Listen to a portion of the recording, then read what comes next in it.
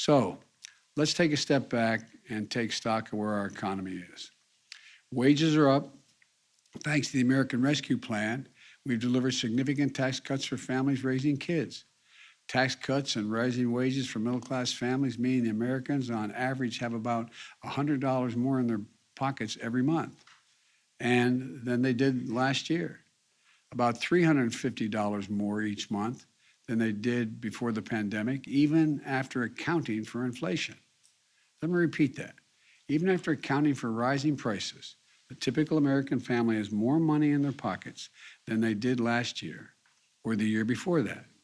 In fact, we're the only leading economy in the world where household income and the economy as a whole are stronger than they were before the pandemic. You know, there are other signs of strength too. The number of small businesses up by 30% compared to before the pandemic. Thanks to the American Rescue Plan, we've cut child poverty in America by more than 40%. Think about that. Millions of children who spent last Christmas in poverty will not bear that burden this holiday season.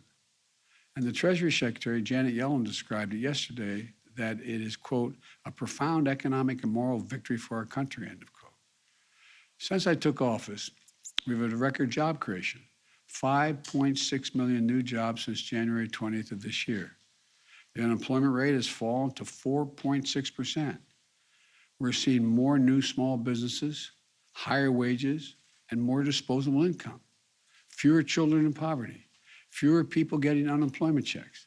None of this was inevitable. It was because of the American Rescue Plan, which virtually every Democrat in Congress voted for and every Republican voted against. It was because of the hard work my administration has done to try to solve the challenges in our economy instead of just pointing fingers and complaining. Now it's time to build on our success and cut costs further for families.